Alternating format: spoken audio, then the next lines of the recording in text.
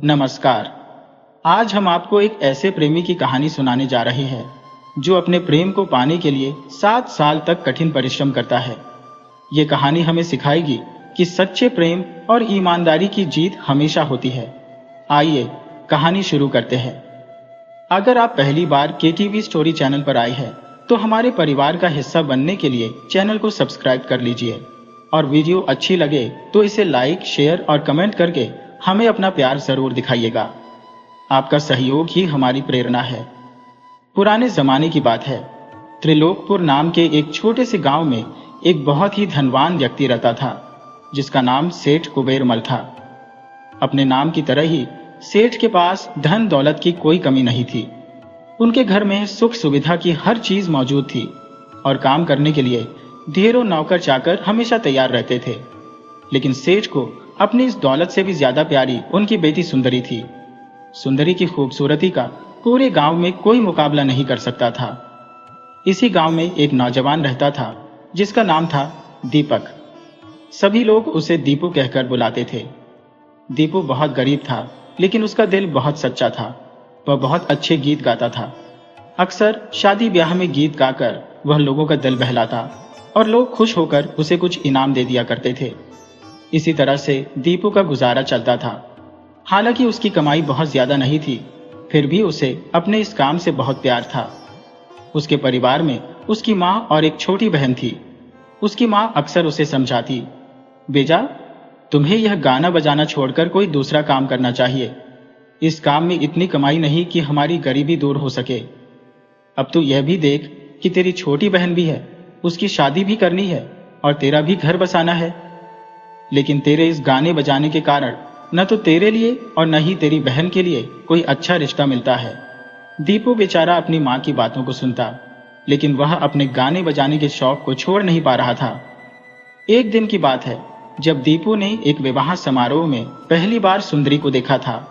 उसकी खूबसूरती की गहरी छाप दीपू के दिल पर पड़ गई थी। दोनों की नजरें मिली और वे धीरे धीरे एक दूसरे को चाहने लगे। सुंदरी को भी दीपू का गाना बहुत पसंद था। वह अक्सर मीठे गीत गुनगुनाता और सुंदरी का दिल बहलाता। लेकिन सुंदरी उस गरीब दीपू के लिए सिर्फ एक सपना थी। एक दिन दीपू उदास बैठा हुआ था। तभी सुंदरी उससे मिलने के लिए आई। उसने पूछा, दीपू तुम इतने उदास क्यों हो? दीपू ने गहरी सांस ली और कहा, सुंदरी मैं तुमसे बहुत प्यार करता हूँ, लेकिन यह भी जानता हूँ कि मैं तुम्हें कभी हासिल नहीं कर सकता।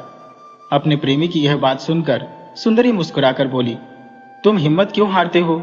मेरे पिता बहुत दयालु हैं। वे खुद हमारी शादी का खर्च उठाएंगे और हमें इतनी दौलत देंगे कि हमारी सारी जिंदगी आराम से गुजर जाएगी। दीपू हल्के से मुस्कुराया और कहा, तुम ठीक कहती हो। तुम्हारे पिता हमारी शादी का पूरा खर्च उठा लेंगे। लेकिन क्या तुमने सोचा है कि अगर आगे चलकर तुम्हारे मन में यह घमंड आ गया कि मेरे पास जो कुछ भी है वह सब तुम्हारी ही वजह से है? मैं नहीं चाहता कि यह एहसास हमारे प्यार को कम कर दे। इसीलिए मैंने यह फैसला किया है कि मैं 7 साल तक मेहनत करूंगा, अपने दम पर दौलत कमाऊंगा और फिर तुम्हारे पास लौटूंगा। अगर मैं न लौटा तो तुम मेरी उम्मीद छोड़कर जीवन में आगे बढ़ जाना और मुझे भुलाकर किसी और से शादी कर लेना। इतना कहकर दीपू उदास मन से अपने घर की तरफ लौट गया। सुंदरी भी अपने घर वापस लौट गई। घर पहुंचकर दीपू ने अपनी माँ से कहा, माँ मैंने फैसला कर लिया है। मैं परदेश जाकर धन कमाऊंगा और हमारी गरीबी दूर करूंगा।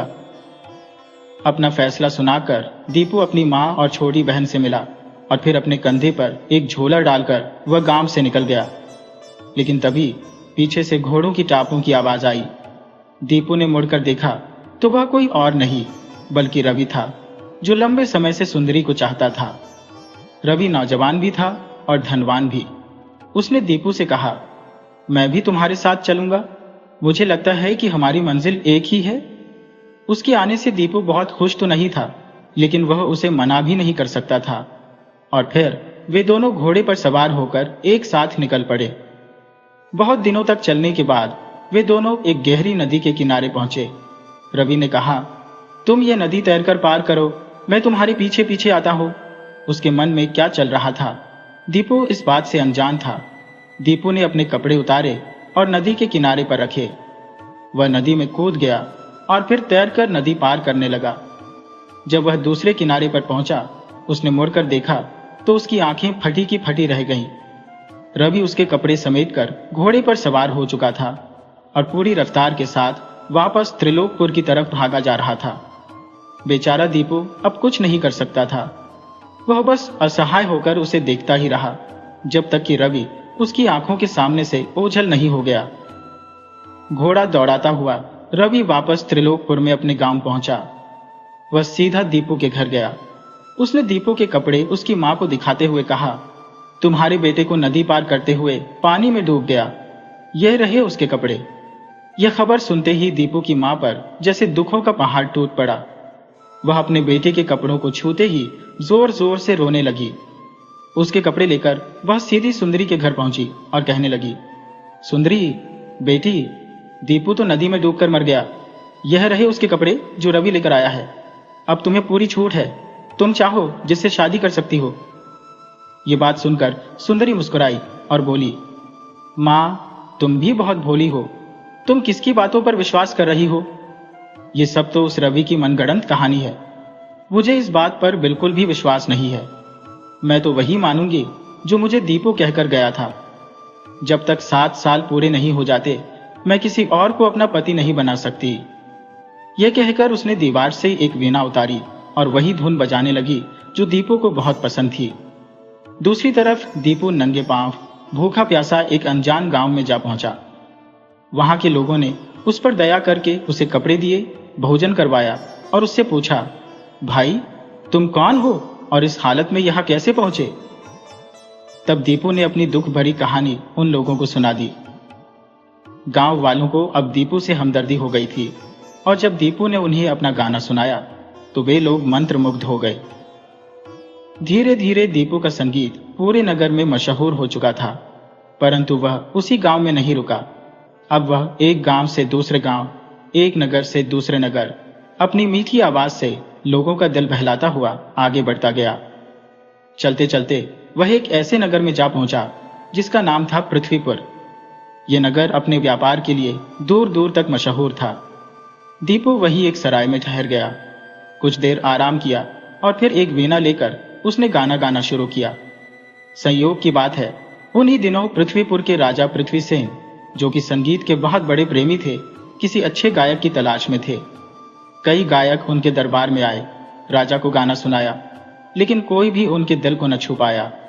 अब राजा के सैनिक पूरे नगर में दर दर भटक रहे थे किसी अच्छे गायक की तलाश में। और जब वे सैनिक उस सराय के पास से गुजरे जिसमें दीपू गाना गा रहा था, तो अचानक उनके कानों में दीपू की जादू भरी आवाज पड़ी। सैनिक तुरंत सराय के भीतर पहुंचे और दीपू से बोले, हमारे साथ चलो, तुम्हें अब राजा पृथ्वीसेन के दरबार में गाना गाना होगा। अगर तुमने मना किया तो जान से हाथ धो बैठोगे। दीपू ने हंसकर कहा, मैं आजाद आदमी हूं, त्रिलोकपुर मेरा घर है। मैं जहां चाहता हूं वहां जाता हूं, जब दिल करता है तब गाता हूं। तुम्हारे राजा मेरे मालिक नहीं है जो मैं उनकी बात मानूं। लेकिन राजा के सैनिकों ने उसकी एक न सुनी और उसे जबरदस्ती पकड़कर दरबार में ले गए। सैनिकों ने राजा से कहा, महाराज, यह नौजवान बहुत ही अच्छा गीत गाता है, इसलिए हम इसे पकड़कर आपकी सेवा में लाए हैं। परंतु यह बहुत ही घमंडी है, कहता है कि मैं राजा का नौकर नहीं हूं जो राजा के सामने गीत गाऊं। अपने सैनिकों से दीपू के बारे में ऐसी बातें सुनकर राजा को कुछ हैरानी हुई कि क्या इस नगर में कोई ऐसा भी हो सकता है जो मेरी आज्ञा का पालन करने से मना कर सके। एक बार तो राजा के मन में यह विचार आया कि इसे सजा देनी चाहिए, परंतु अगले ही पल वह सोचने लगा कि सच्चे कलाकार ऐसे ही होते हैं, वे किसी की धमकियों से नहीं डरते। कुछ सोचकर राजा ने दीपू से कहा, नौजवान, बेशक तुम हमारे नौकर नहीं हो, लेकिन क्या तुम नहीं चाहते कि तुम्हारी यह कला हमारे राज दरबार की शोभा बढ़ाए? राजा के मुंह से ऐसी मीठी बातें सुनकर दीपू का दिल पिघल गया। उसने कहा, महाराज, आप जैसे कला के पारखी आदमी के सामने गाना गाना तो मेरे लिए सम्मान की बात है। और फिर दीपू ने गीत गाना शुरू कर दिया। उसके गीतों में सुंदरी के रूप और उसके प्यार की कहानी बसी हुई थी। वह गीत गाता गया, राजा गीत सुनता गया। जैसे जैसे गीत आगे बढ़ा, राजा मंत्रमुग्ध हो गए। राजा उसकी कला से इतना प्रभावित हुआ कि उसने दीपू को अपने दरबार में ही रख लिया। अब दीपू की किस्मत ही बदल गई थी। उसके ऊपर सोने चांदी की बारिश होने लगी। पहनने को कीमती कपड़े मिले। सुख सुविधा में कोई कमी नहीं थी। हर समय नौकर चाकर उसकी सेवा में लगे रहते। धीरे धीरे उसकी जिंदगी अब रंगीन हो चुकी थी। समय बीतता गया और वह सुंदरी से किया हुआ अपना वादा भूलने लगा था। देखते ही देखते 6 साल बीत चुके थे और 7वां साल अब खत्म होने वाला था। लेकिन दीपू को अभी त्रिलोकपुर वापस लौटने की सुध नहीं थी। इधर त्रिलोकपुर में सुंदरी अब भी उसका इंतजार कर रही थी। उसे विश्वास था कि उसका प्रेमी जरूर वापस आएगा। परंतु जब 7 साल पूरे होने पर भी वह नहीं आया, तो सुंदरी ने एक व्यापारी को बुलाया जो अपने व्यापार के लिए दूर दराज के नगरों में जाया करता था।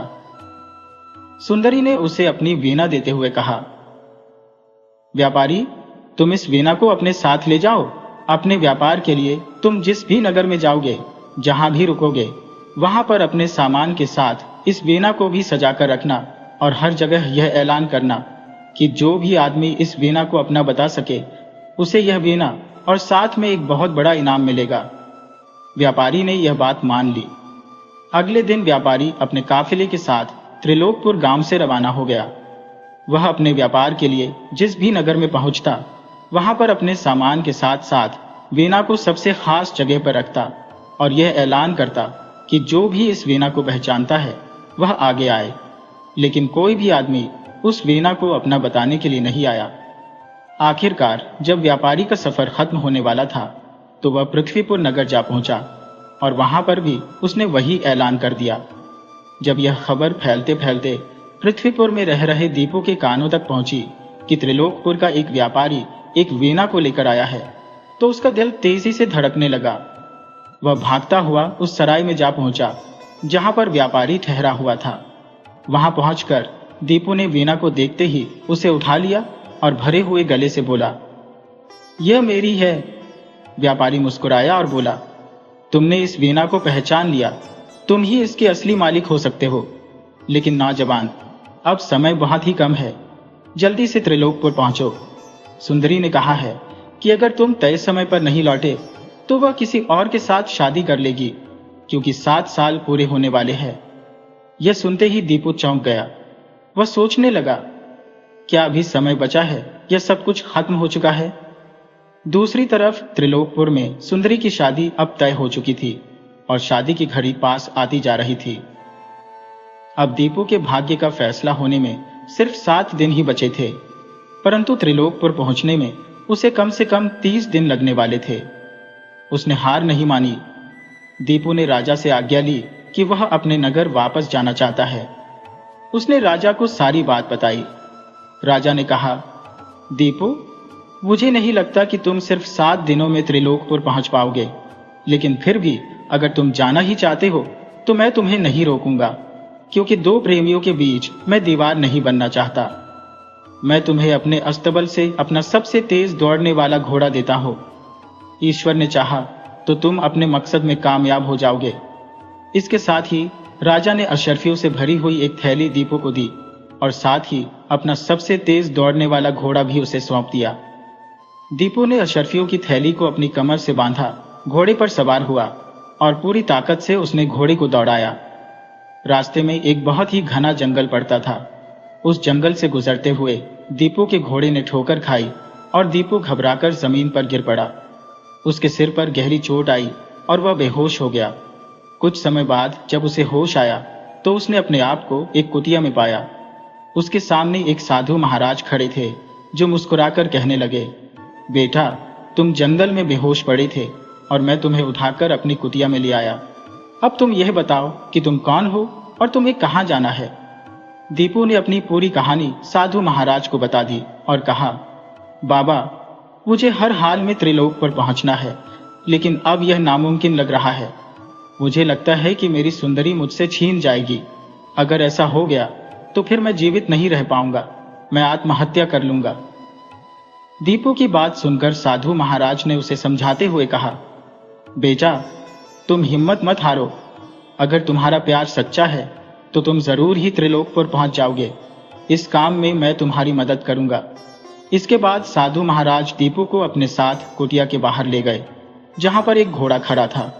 उस घोड़े की लगाम साधु महाराज ने दीपू को थमाई और कहा, दीपू, ये मेरा सिद्ध किया हुआ घोड़ा है जो 7 दिनों में ही तुम्हें त्रिलोक पर पहुंचा देगा।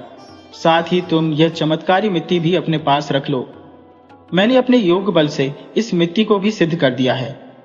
अगर इस मिट्टी को किसी अंधे की आंखों पर लगाओगे तो वह फिर से देखने लगेगा। दीपू ने साधु महाराज के चरणों में सिर झुकाया और फिर उनसे आज्ञा लेकर घोड़े पर सवार हुआ। वह घोड़ा तूफान की तरह आगे बढ़ने लगा। घोड़ा इतनी तेजी से दौड़ रहा था मानो हवा से बातें कर रहा हो। ठीक 7वें दिन दीपू आधी रात के समय त्रिलोकपुर पहुंच गया। वह देखकर हैरान था कि पूरे गांव में उत्सव जैसा माहौल था। घरों में रोशनियां झिलमिला रही थी, ढोल नगाड़े बज रहे थे और शादी के गीत हवा में तैर रहे थे। लेकिन इन गीतों की गूंज दीपू के दिल में खंजर की तरह चुभ रही थी। वह अपने घर के दरवाजे पर पहुंचा और धीरे से दस्तक दी। भरे हुए गले से उसने पुकारा, मां, दरवाजा खोलो, भूख के मारे मेरा बुरा हाल है। अंदर से आवाज आई, अरे राहगीर, आज तो अमीरों के घर के दरवाजे खुले हैं। नगर में शादी हो रही है तो वहीं पर चला जा। दीपू ने कहा, मां, मैं तुझसे विनती करता हूं, मुझे अंदर आने दे। अंदर से उसकी बहन ने अपनी मां से कहा, मां, मैं देखती हूं कौन है दरवाजे पर। लेकिन बूढ़ी मां ने उसे झिड़कते हुए कहा, नालायक लड़की, अजनबी आदमी के सामने जाएगी तू? उसे अपने घर में आने देगी? देख नहीं रही कि मैं अब अंधी हो चुकी हूं। 7 सालों से अपने बेटे के लिए आंसू बहा रही हूं और अब कुछ देख नहीं सकती। बाहर खड़े हुए दीपू ने जब यह सुना कि उसकी मां अब देख नहीं सकती तो उसका कलेजा कांप उठा और फिर उसकी बहन ने दरवाजा खोला। दीपू अंदर आया लेकिन किसी ने उसे पहचाना नहीं। उसकी मां अब दुनिया को देख पाने में असमर्थ थी और उसकी बहन के लिए वह कोई अजनबी था। घर के एक कोने में दीपू की पुरानी वीणा टंगी हुई थी। दीपू ने मां से पूछा, मां, दीवार पर वह क्या लटका हुआ है? मां ने सख्त लहजे में कहा, तू अजीब मेहमान है जो इतनी पूछताछ करता है। बस यही गनीमत समझ कि तुझे रात गुजारने के लिए छत और एक वक्त की रोटी मिल रही है। ये फालतू के सवाल मत पूछ, भगवान का नाम ले और सुबह यहां से चला जा। अपनी मां का जवाब सुनकर दीपू की आंखें भर आईं और फिर उसने कहा, मां, मैं तेरा बेटा हूं और ये मेरी बहन है। मैं तो बस ये जानना चाहता हूं कि सामने दीवार पर टंगी हुई वह क्या चीज है? बूढ़ी मां ने झुंझलाते हुए कहा, वह वीणा है। दीपू ने पूछा, ये किसकी वीणा है मां? मां ने कहा, ये मेरे बेटे की वीणा है। दीपू की बहन ने वह वीणा उतारी और उसे पकड़ा दी। दीपू ने वीणा को सीने से लगाया और फिर वीणा बजाकर गीत गाने लगा। उसके गीत में दर्द था। जानी पहचानी आवाज सुनकर उसकी मां ने पूछा, बेटा, तेरा नाम क्या है? तेरा गीत सुनकर मुझे अपने बेटे की याद आ गई। वह भी तेरी ही तरह वीणा बजाकर गीत गाया करता था। तेरी आवाज मेरे दीपू से मिलती है। बता बेटा, मेरा दीपू कब वापस आएगा? दीपू की आंखों में आंसू थे। उसने मां को समझाने की कोशिश की कि वही उसका बेटा है, लेकिन मां को यकीन नहीं हुआ। और फिर दीपू कुछ पल तक चुप रहा और फिर धीरे से बोला, मां, कम से कम कुछ समय के लिए मुझे यह वीणा दे दे। मैंने सुना है कि पास में एक शादी है। मैं वहां जाकर गाऊंगा बजाऊंगा और जो कुछ भी मुझे मिलेगा उसे तेरे साथ बांटूंगा। बुढ़िया सख्त लहजे में बोली, नहीं, जब से मेरा बेटा गया है ये वीणा इस घर से बाहर नहीं गई। ये मेरे दीपू की आखिरी निशानी है। दीपू ने अपने थैले में से कुछ सोने के सिक्के निकाले और मां को दे दिए। बुढ़िया ने सोने के सिक्कों की चमक को महसूस किया और फिर उसने सिर हिलाया। बोली, ठीक है, लेकिन इस वीणा को संभाल कर रखना। दीपू की बहन ने उसे शादी वाले घर का रास्ता दिखाया। वे दोनों वहां पर जा पहुंचे। बहन दरवाजे पर खड़ी रही क्योंकि उसे देखना था कि आखिर आगे क्या होने वाला है। इस घर में सुंदरी रहती थी और इसी रात उसकी शादी रवि से होने वाली थी।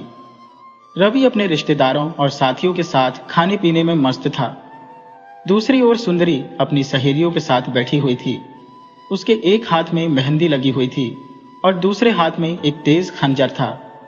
उसने कसम खाई थी कि वह रवि के पलंग पर पांव रखने से पहले अपनी जान ले लेगी। तभी उसने सुना कि कोई अजनबी आया है और गीत गाने की इजाजत मांग रहा है। उधर रवि ने हंसते हुए दीपू से कहा, तुम गाना जरूर गाओ, यह खुशी का मौका है। गाने और नाचने वालों को भला कौन मना कर सकता है। अगर तुम्हारा गीत मुझे पसंद आ गया तो मैं तुम्हें इनाम दूंगा। दीपू ने वीणा उठाई, उसके तारों को छुआ और गीत गाना शुरू किया। और फिर अपने गीतों के जरिए वह अपने साथ घटी हुई सारी घटनाएं सुनाने लगा। वह बोला, पृथ्वीपुर में मैंने मीठे गीत का जाम लगाया। 7 ही दिनों में मैं वहां से उड़कर यहां आया। रवि का छोटा भाई, जो ज्यादा समझदार नहीं था, उसने तुरंत खंजर निकाला और चिल्लाया, यह झूठ बोलता है। भला पृथ्वीपुर से यहां कोई 7 दिनों में कैसे आ सकता है। रवि ने अपने छोटे भाई को शांत करते हुए कहा, अरे भाई, यह गायक है।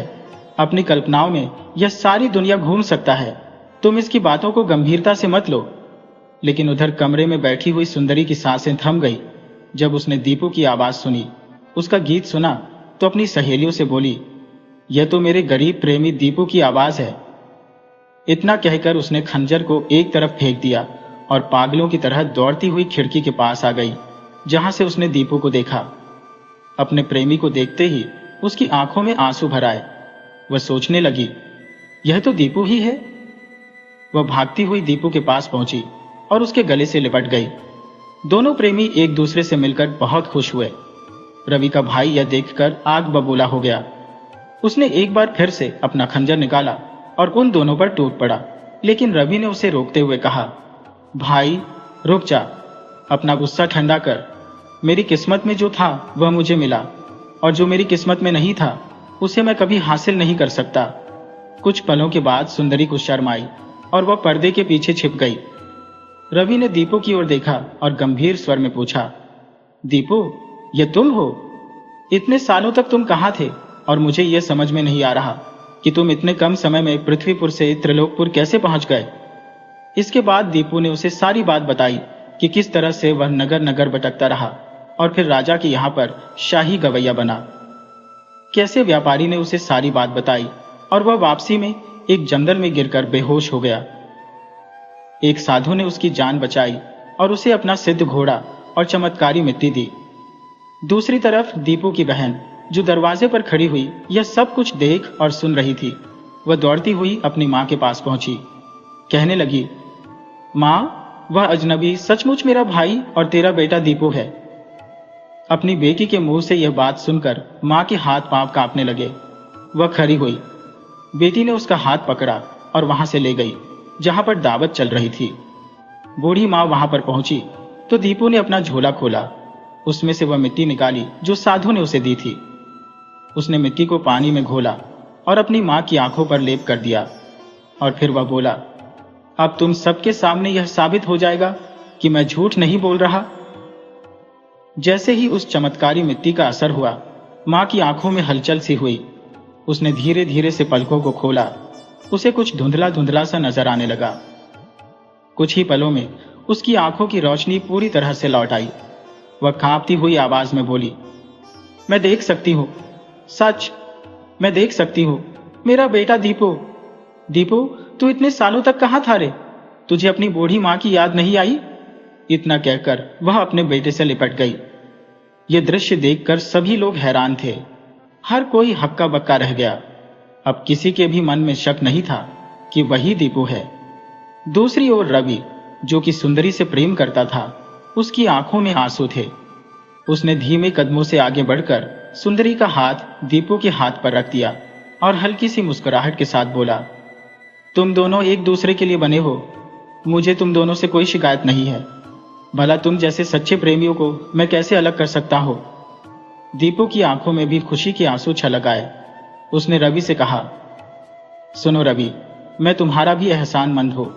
मेरी बहन भी उतनी ही खूबसूरत और गुणवान है जितनी की सुंदरी, और अब मैं भी अमीर हूं तो वह भी चांदी और सोने से उतनी ही सजी हुई होगी। अगर तुम्हें मंजूर हो तो मैं चाहता हूं कि तुम मेरी बहन से शादी कर लो। रवि ने कुछ सोचा और फिर कहने लगा, अगर तुम्हारी यही इच्छा है तो मुझे कोई आपत्ति नहीं है। इसके बाद दीपू और सुंदरी का विवाह धूमधाम से हो गया और साथ ही रवि और दीपू की बहन का विवाह भी हुआ। अब कोई गरीब नहीं था, कोई दुखी नहीं था। वे सब खुशी और प्रेम के साथ अपनी नई जिंदगी की शुरुआत कर चुके थे। दोस्तों, ये कहानी हमें बताती है कि सच्चा प्यार कभी हार नहीं मानता और धैर्य का फल हमेशा मीठा होता है। ईमानदारी और विश्वास के साथ की गई मेहनत से हर मुश्किल आसान हो जाती है। मुझे पूरी उम्मीद है कि आपको यह कहानी पसंद आई होगी। तो वीडियो को लाइक कीजिए, शेयर कीजिए और KTV स्टोरी चैनल को सब्सक्राइब करना बिल्कुल मत भूलिएगा। तो मिलते हैं आपसे किसी अगली कहानी में।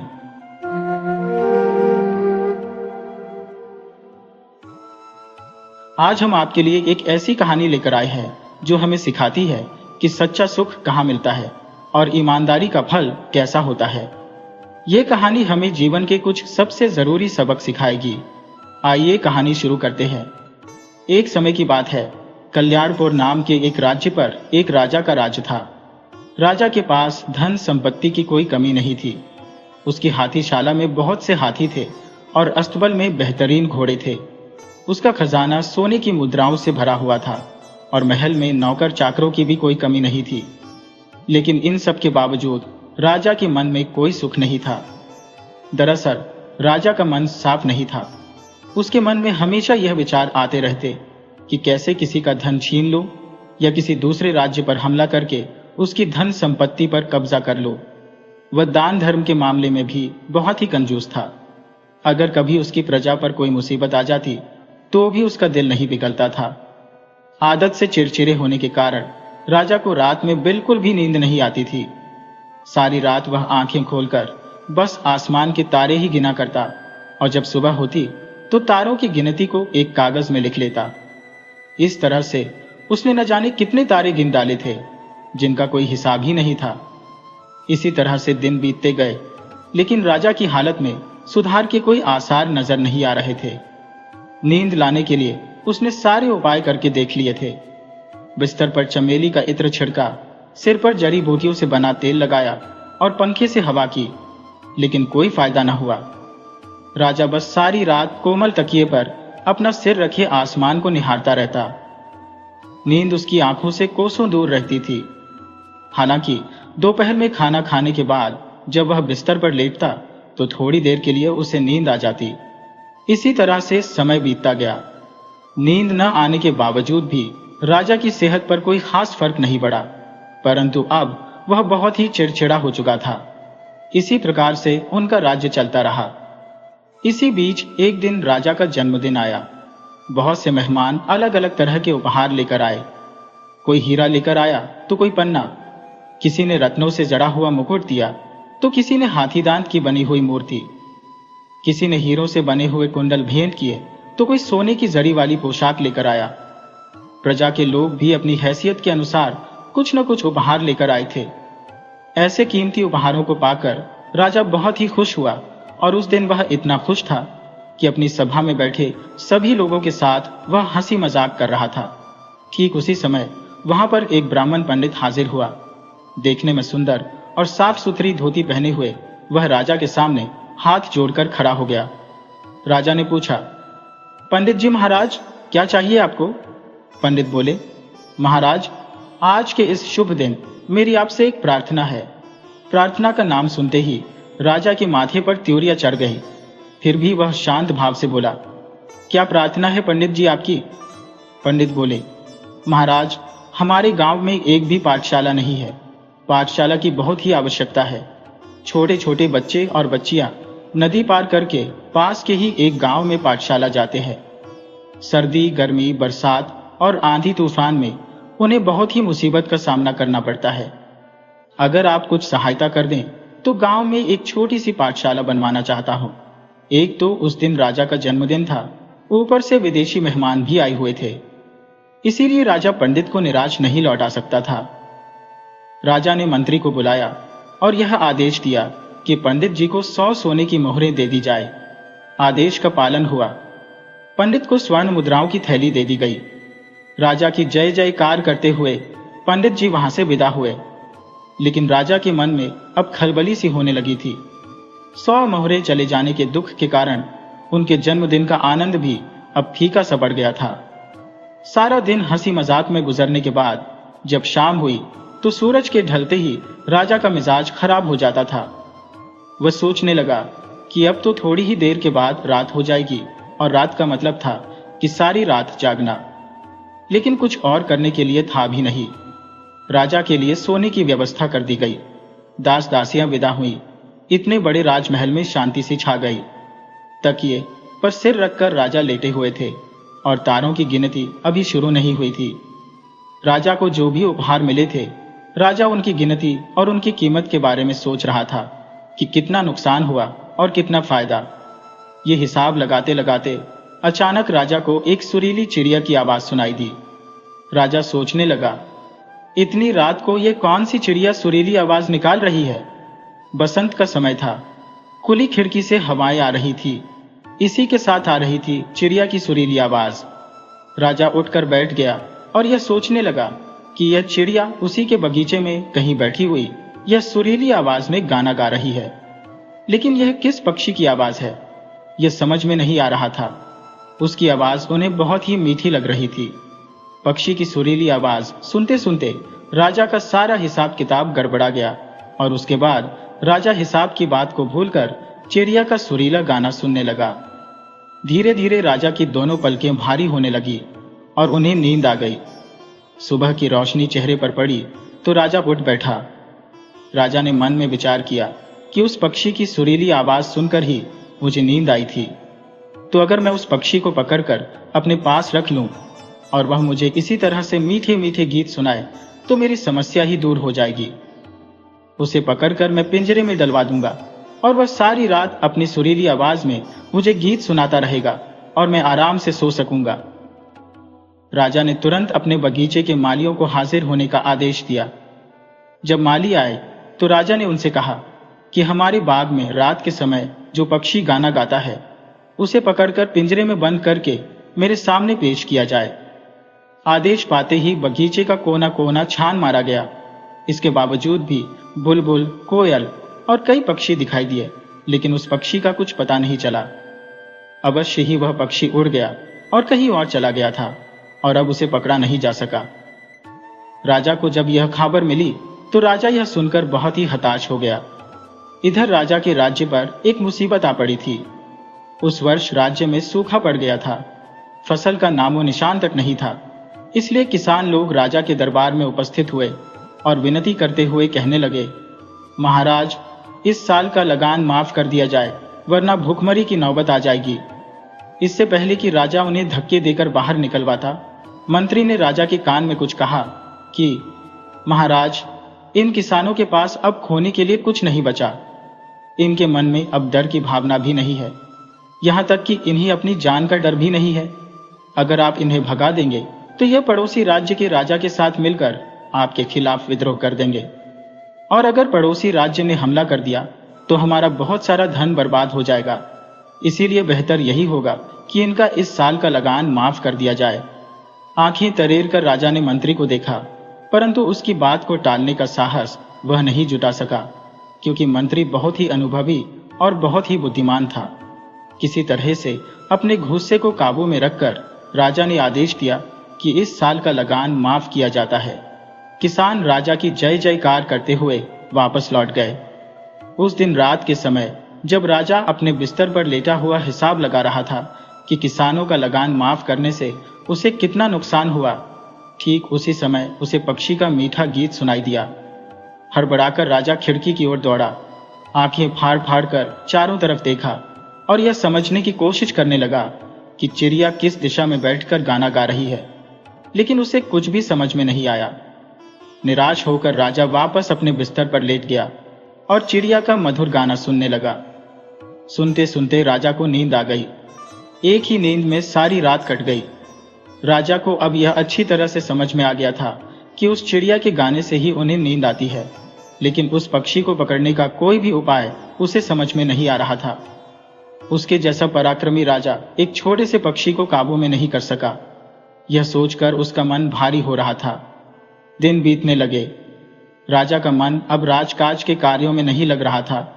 वह हर समय सिर्फ उसी चिड़िया के बारे में सोचता रहता। इसी बीच में खबर आई कि नगर में महामारी फैल गई है। बड़ी संख्या में लोग बीमार हो गए। ये सुनकर राजवैद्य का मन विचलित हुआ। राजवैद्य की बड़ी इच्छा थी कि वह कुछ और चिकित्सकों को लेकर खुद वहां पर जाए और लोगों का इलाज करे, परंतु इसके लिए राजा की अनुमति चाहिए थी। उस दिन राजा अपने दरबार में बैठा हुआ था। राजवैद्य हाथ जोड़कर महाराज के सामने आया और कहने लगा, महाराज, नगर के उत्तरी क्षेत्र में अच्छे चिकित्सकों की आवश्यकता है। अगर आप आज्ञा दें तो मैं कुछ चिकित्सकों को लेकर वहां पर जा सकता हूं। राजा ने बिना मन से ही कहा, ठीक है, जाइए। कुछ हिम्मत जुटाकर राजवैद्य ने फिर से कहा, गरीबों की दवा का इंतजाम करने के लिए अगर 500 स्वर्ण मुद्राएं मिल जाती तो बहुत ही अच्छा होता। अपनी ही सोच में डूबे हुए राजा ने कह दिया, हाँ ठीक है, ले जाइए। लेकिन तुरंत ही वह खुद ही चौंक पड़ा कि यह मैंने क्या कह दिया। परंतु राज दरबार में सबके सामने बोलने के बाद तो अपनी बात को वापस कैसे ले सकता था। राजवैद्य को 500 मोहरें दे दी गईं और वह मोहरें लेकर वहां से चला गया। इसके बाद राजा का मिजाज एकदम बिगड़ गया। वह राजकाज का काम बीच में ही छोड़कर अपने कमरे में आ गया। सारा दिन वह गुस्से में ही बैठा रहा। दास दासियों को राजा का गुस्सा सहना पड़ा।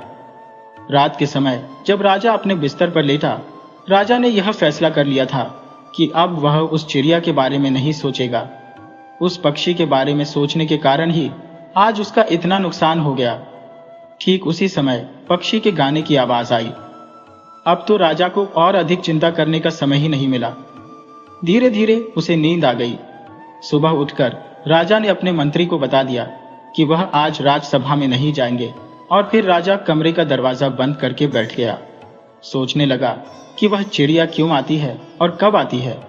उसके दिमाग में एक संदेह ने जन्म ले लिया था।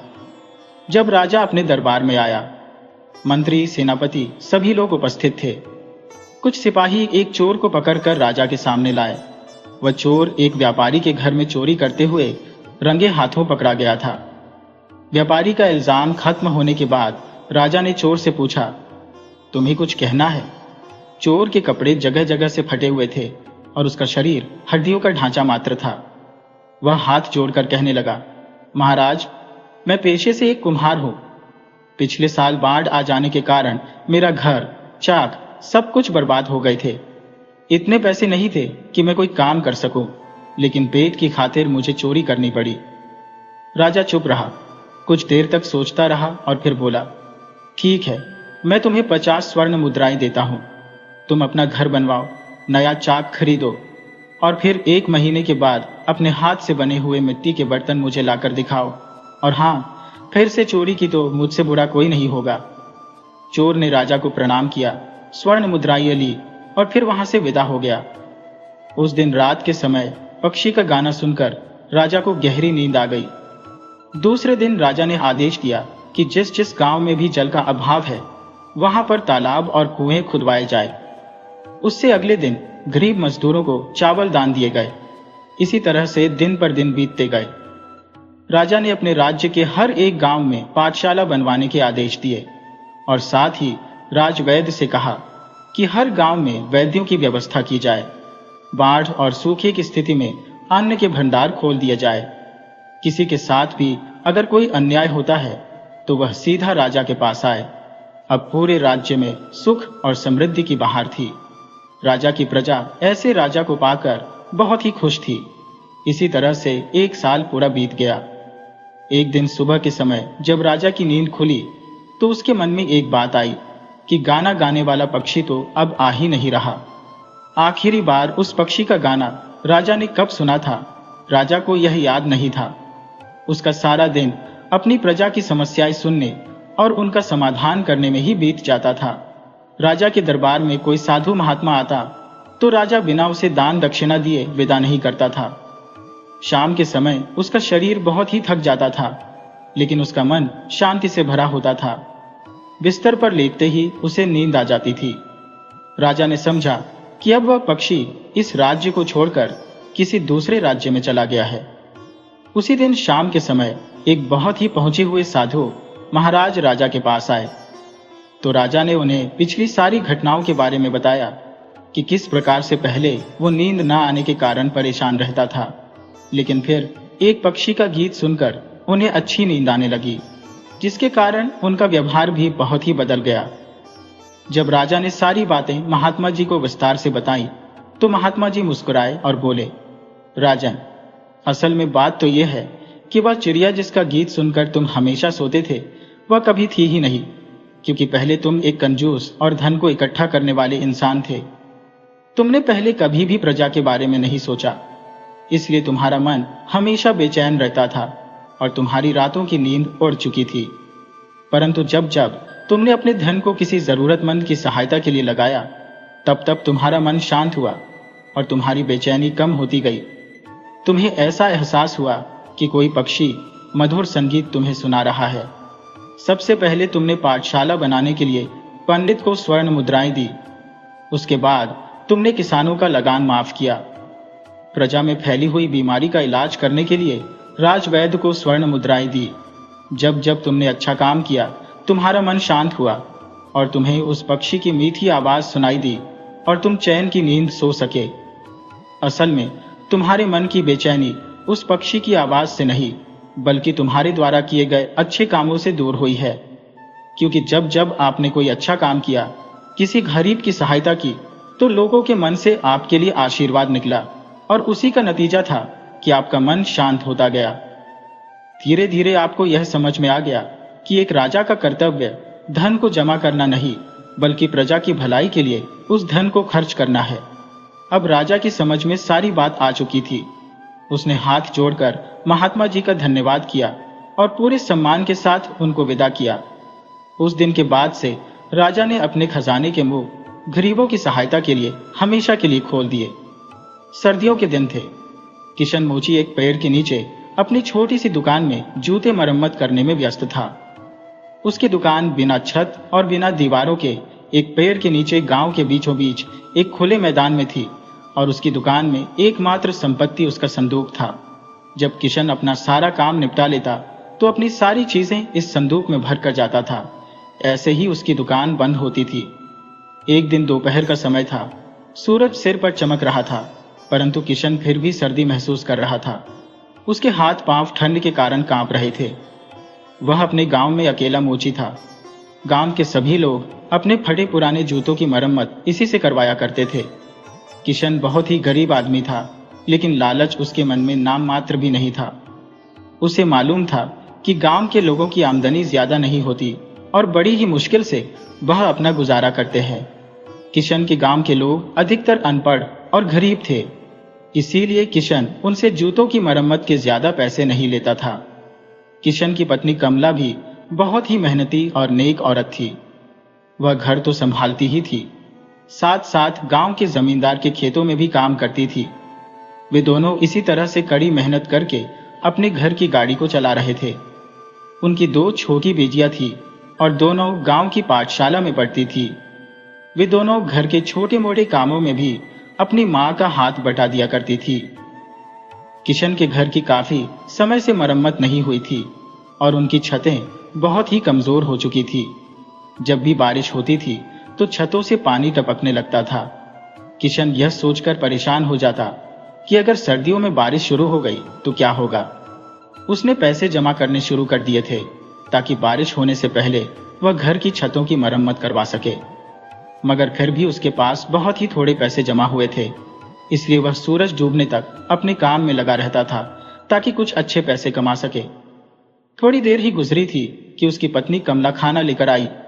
किशन ने खाना खाया और कहा, मेरी प्यारी, तू मेरी खातिर बहुत ही तकलीफ उठाती है। मुझे इस बात का बहुत ही दुख है कि मैं तुझे कोई सुख नहीं दे सका।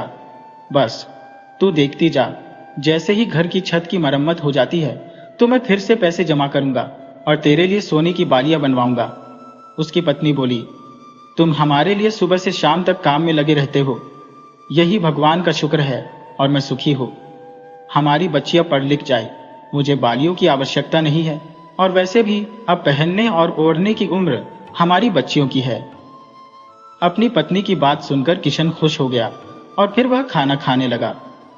उसकी पत्नी उठकर अपने घर चली गई। किशन ने जल्दी से खाना खाया और फिर से अपने काम में लग गया। अभी ज्यादा देर नहीं गुजरी थी कि उसे दूर से धीरेन्द्र आता हुआ दिखाई दिया। वह किशन का पड़ोसी था और एक ईंट के भट्टे पर मजदूरी करता था। उसके हाथ में एक थैला नजर आ रहा था। करीब आकर उसने वह थैला किशन के पास रखा। किशन ने पूछा, धीरेन्द्र भाई, कैसे आना हुआ? धीरेन्द्र ने धीरे से कहा, भाई, परसों दूसरे गांव से लड़के वाली शादी के लिए मेरी लड़की को देखने के लिए आ रहे हैं, इसलिए मैं अपने जूतों की मरम्मत करवाने आया हूँ। लड़के वाले आएंगे तो इन फटे जूतों में उनके सामने जाने में मुझे बहुत ही शर्म आएगी। किशन ने देखा कि धीरेन्द्र ने जो जूते पहने हुए थे वह बुरी तरह से फट चुके थे। किशन ने खामोशी से उसका थैला उठाया जिसमें धीरेन्द्र मरम्मत करवाने के लिए जूते लेकर आया था।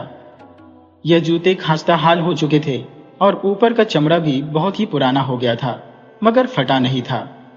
किशन ने जूतों को पलट कर देखा तो दोनों जूतों के तले फटे हुए थे।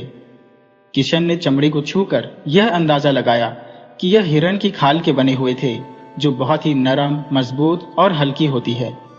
मगर किशन ने यह महसूस किया कि हिरण की खाल के जूते बहुत ही हल्के फुल्के होने चाहिए थे, मगर यह जूते कुछ ज्यादा ही वजनदार थे। परंतु किशन ने इस बात पर कोई खास ध्यान नहीं दिया। जब धीरेन्द्र ने देखा कि किशन उसके जूतों को बड़े ही ध्यान से देख रहा है तो धीरेन्द्र कुछ परेशान सा हो गया। उसे लगा कि कहीं किशन इतने पुराने और फटे हुए जूतों को देखकर इनकी मरम्मत करने से मना न कर दे। इसलिए धीरेन्द्र ने बड़ी ही शर्मिंदगी से कहा, इन्हें मैंने अपने घर में पड़े हुए पुराने सामान में से निकाला है। ये जूते मेरे दादाजी के थे और किसी जमाने में बहुत ही अच्छी हालत में थे। दादा की मौत के बाद मेरे पिता ने इन्हें पहन पहन कर इनका यह हाल कर दिया। अगर बेटी का रिश्ता पक्का करने की बात ना होती तो मैं भी कभी ऐसे फटे पुराने जूते तुम्हारे पास लेकर ना आता। बस ये समझ लो कि इज्जत का सवाल है। किशन उसकी बात सुनकर कुछ गंभीर हो गया और बोला, ये जूते हिरण की खाल के बने हुए हैं। हिरण की खाल के जूते बहुत ही कीमती होते हैं। लगता है तुम्हारे दादा काफी पैसे वाले थे। धीरेन्द्र ने गर्व से कहा, हाँ, वह बहुत बड़े जमींदार थे। इस गांव में उनकी बहुत सी जमीनें थी, लेकिन उनके मरने के बाद मेरे पिता ने सारी जमीनें बेचकर उन पैसों को अपने दोस्तों में उड़ा दिया। अगर वह संभल कर चलते तो आज हमारी ऐसी हालत ना होती। उसकी शर्मिंदगी महसूस करके किशन ने उसे तसल्ली देते हुए कहा, तुम फिक्र मत करो, इन जूतों को मैं ऐसा कर दूंगा कि देखने वाले देखते रह जाएंगे। उसकी बात सुनकर धीरेन्द्र ने नजरें झुका ली और कहा, भाई, एक बात और है, इन जूतों की मरम्मत के पैसे मैं तुम्हें बाद में दूंगा। अभी लड़के वालों के खाने का इंतजाम भी नहीं हो पाया है। वह ईंट का भट्टा जहां पर मैं काम करता हूँ, उसके मालिक सेठ रामदास के पास जाऊंगा। शायद वह कुछ रकम दे दे और मैं खाने का कुछ इंतजाम कर सकूं। किशन ने कहा, देखो भाई, जैसे तुम्हारी बेटी वैसे मेरी भी बेटी। तुम चिंता मत करो, भट्टी का मालिक तुम्हें उधार दे या न दे, तुम मेरे पास चले आना। मेरे पास कुछ पैसे रखे हैं। बारिश में मेरे घर की छत टपकने लगती है, उसकी मरम्मत के लिए मैंने ये पैसे जमा किए थे। मरम्मत तो बाद में भी हो जाएगी, उन पैसों को तुम अपना ही समझो। बस आराम से लड़के वालों की दावत का इंतजाम करना। किशन की हमदर्दी भरी बातें सुनकर धीरेन्द्र का दिल भर गया और उसकी आंखें नम हो गईं और वह उसे दुआएं देता हुआ दुकान से चला गया। अब क्योंकि गांव की एक बेटी की शादी का मामला था, इसलिए किशन ने दूसरे जूतों की मरम्मत का काम छोड़ा और धीरेन्द्र के जूते लेकर बैठ गया। जूते के तले बिल्कुल खराब हो चुके थे और वह बुरी तरह से बीच में से टूटे हुए थे। किशन ने अपने संदूक में से सबसे महंगे वाला तला निकाला और अपने काम में लग गया। शाम होते होते जूते तैयार हो चुके थे। किशन ने उन जूतों पर बहुत ही मेहनत की थी और जूते बिल्कुल नए लग रहे थे। उसने सारी चीजें अपने संदूक में बंद की और फिर धीरेन्द्र के जूतों को थैले में रखा और वह थैला उठाकर किशन अपने घर की तरफ रवाना हो गया। घर जाते समय उसके चेहरे पर एक मुस्कुराहट थी और वह बहुत ही जोश में था। वह तेजी से अपने घर की तरफ बढ़ रहा था। ऐसा मालूम हो रहा था जैसे वह जल्दी से जल्दी घर पहुंचना चाहता हो। घर पहुंचकर उसने वह थैला एक तरफ रखा, अपनी पत्नी को आवाज लगाई। जब उसकी पत्नी आ गई तो किशन ने उसे धीरेन्द्र के जूते दिखाए और फिर अपने पास बिठाकर धीरे धीरे उसे कुछ बताने लगा। किशन की बातें सुनकर उसकी पत्नी की आंखें हैरत से चमकने लगी। अपनी बात खत्म करने के बाद किशन ने अपने कुर्ते की जेब में से एक पुरानी सी पोटली निकाली और अपनी पत्नी को दिखाई। उस पोटली में बहुत सारे चमकते हुए हीरे और सोने के सिक्के थे। उन्हें देखकर उसकी पत्नी हैरान भी थी और खुश भी। किशन ने कहा, हम धीरेन्द्र के घर चलेंगे और जल्दी ही वापस आ जाएंगे। थोड़ी देर के बाद वह अपनी पत्नी के साथ धीरेंद्र के घर पहुंच गया। धीरेंद्र घर पर ही मिल गया। वह बहुत ही परेशान और चिंता में डूबा हुआ था। उसने किशन और उसकी पत्नी को बड़ी ही इज्जत से बिठाया। जब सब लोग बैठ गए तो धीरेंद्र ने किशन को बताया कि भट्टे के मालिक सेठ रामदास ने उसे पैसे देने से मना कर दिया है और साथ ही साथ भट्टे के मालिक ने उसकी बहुत ही बेइज्जती भी की और ये कहा कि उधार लेने के समय मैं मुंह उठाकर उसके पास आ जाता हूँ। किशन ने कहा, धीरेंद्र, भगवान बहुत ही दयालु है। अब मैं तुम लोगों को एक ऐसी कहानी सुनाना चाहता हूँ। यह कहानी सुनकर तुम बहुत ही खुश हो जाओगे। उसकी बात सुनकर धीरेंद्र का पूरा परिवार किशन को हैरानी से देखने लगा। किशन अपनी पत्नी को यह बात पहले ही बता चुका था, इसलिए वह हैरान नहीं थी। धीरेंद्र की समझ में कुछ नहीं आ रहा था और फिर किशन ने कहना शुरू किया कि धीरेंद्र, तुम्हारी दादा बहुत ही अमीर आदमी थे। जब मैंने उनके जूतों की मरम्मत करने के लिए एड़ियों को फाड़ा तो उसमें से एक चीज निकली और फिर उसने कपड़े की एक छोटी सी पोटली निकालकर धीरेंद्र के सामने रख दी। सभी लोग हैरानी से उस पोटली को देखने लगे। जब धीरेंद्र ने वह पोटली खोली तो उसमें रखे हुए हीरे और सोने के सिक्के देखकर वे सब लोग हैरान रह गए। किशन ने पोटली उठाकर धीरेंद्र के हाथों में दे दी और कहा, मेरा ख्याल है कि तुम्हारे दादाजी ने इस दौलत को चोरों और डाकुओं से सुरक्षित रखने के लिए अपने जूतों में छुपा रखा था। सभी की आंखें फटी की फटी रह गई। धीरेंद्र की पत्नी भी बहुत ही खुश थी। जब थोड़ी देर के बाद उन दोनों की हालत कुछ संभली तो धीरेंद्र किशन का हाथ पकड़कर कहने लगा, भाई, तुम इंसान नहीं बल्कि देवता हो। तुम्हारा यह उपकार मैं कभी नहीं भूल सकता। तुम्हारे जैसा ईमानदार आदमी पूरे गांव में कोई दूसरा नहीं होगा। किशन ने कहा, धीरेंद्र, मैं तो इस बात से खुश हूं कि तुम्हारी बेटी की किस्मत के कारण तुम्हें यह धन मिल गया है और तुम इस गांव के सबसे अमीर आदमी बन चुके हो। इन हीरों को बेचकर जो भी धन मिलेगा उनसे तुम अपनी बेटी की शादी करना और फिर कोई अच्छा सा कारोबार शुरू कर लेना। थोड़ी देर के बाद किशन और उसकी पत्नी अपने घर को चल दिए। रास्ते में किशन की पत्नी ने कहा, आपको यह ईमानदारी किसने सिखाई? अगर आप चाहते तो इस कीमती खजाने को छुपाकर भी रख सकते थे। किसी को क्या पता चलता? उन्हें बेचकर हम अपने घर की छत को ठीक करवा सकते थे और मेरे लिए सोने के जेवर भी बनवा सकते थे। ये बात सुनकर किशन हंसा और फिर कहने लगा, हमारे घर की छत की मरम्मत भी हो जाएगी और तेरे जेवर भी बनेंगे और यह सब कुछ मैं अपने हाथ से कमाए हुए पैसों से करूंगा। उसकी बात सुनकर पत्नी खिल उठी और बोली, मेरी दोनों बच्चियां बहुत ही भाग्यशाली हैं जो मुझे इतना अच्छा पति मिला है। किशन अपनी पत्नी के मुंह से अपनी तारीफ सुनकर कुछ शर्मा सा गया और फिर अपनी शर्म को छुपाने के लिए वह झूठ मूठ के गुस्से में बोला, अरे जरा जल्दी जल्दी चल, मुझे भूख लग रही है। पत्नी समझ गई कि किशन उसकी बात को सुनकर शर्मा गया है। वह मुस्कुराई और फिर दोनों पति पत्नी तेजी से अपने घर की तरफ चल दिए। एक बार फिर से वे लोग अपने अपने काम में व्यस्त हो गए। इस घटना के बाद ईश्वर ने किशन के काम में इतनी बरकत दी कि कुछ ही समय के बाद किशन ने अच्छा खासा धन इकट्ठा कर लिया और अपने घर की मरम्मत भी करवा ली और अपनी पत्नी के लिए जेवर भी बनवा लिए। जीवन का सच्चा सुख धन में नहीं बल्कि मन की शांति और दूसरों के प्रति दया में छिपा है। ईमानदारी और निस्वार्थ भाव से किए गए काम का फल हमेशा मिलता है, क्योंकि अच्छे कर्मों से बड़ा कोई खजाना नहीं होता। तो दोस्तों, मुझे पूरी उम्मीद है कि आपको यह कहानी पसंद आई होगी।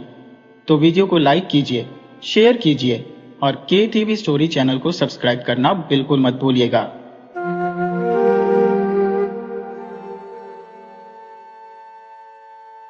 पुराने जमाने की बात है। एक शहर में एक बंजारा और उसकी पत्नी एक बंजारन रहा करते थे। यूं तो उनके पास किसी चीज की कोई कमी नहीं थी, सुख सुविधा के सारे साधन मौजूद थे। फिर भी बंजारा और बंजारन बहुत दुखी रहते थे क्योंकि उनकी कोई संतान नहीं थी। उन्होंने वैद्य, हकीम, पूजा पाठ सब तरह के उपाय करके देख लिए थे, फिर भी बंजारा और बंजारन को संतान का सुख नसीब नहीं हुआ।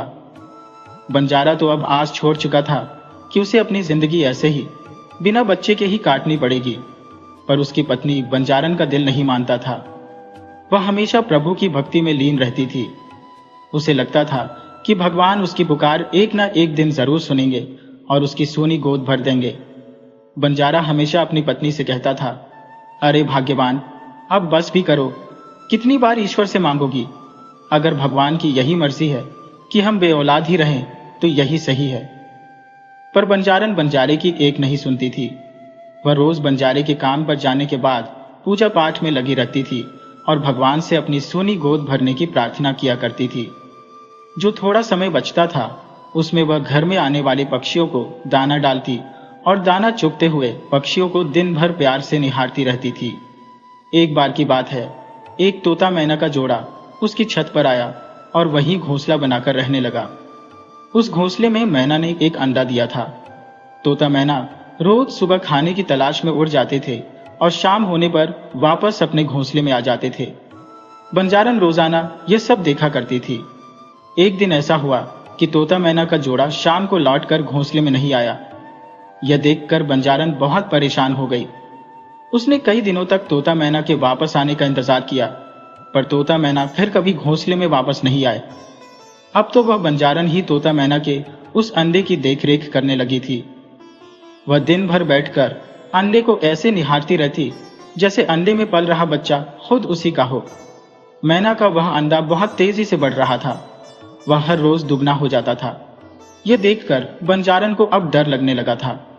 एक दिन बंजारन ने देखा कि मैना का जो अंडा है वह तरबूज जितना बड़ा हो गया था। यह देखकर बंजारन डर के मारे घर से भाग गई और बंजारे को बुलाने चली गई। जब बंजारा और उसकी पत्नी अंडे के पास पहुंचे तो अंडा लुढ़क कर उन दोनों के पैरों के पास आ गया था। अब बंजारे ने डरते डरते जैसे ही उस अंडे को हाथ लगाया, वह अंडा फट गया और उसमें से एक छोटी सी प्यारी सी सुंदर सी लड़की निकली। बंजारे की पत्नी उस बच्ची को देखकर बहुत खुश हो गई और तुरंत ही उस बच्ची को बंजारे की पत्नी ने अपने सीने से लगा लिया। वह लड़की मैना की बेटी थी, इसलिए बंजारे और उसकी पत्नी ने उस बच्ची का नाम मैना रखा और उसे अपनी बेटी बनाकर उसका पालन पोषण करने लगे। दोनों पति पत्नी ने मैना का लालन पालन बहुत ही अच्छे से किया था।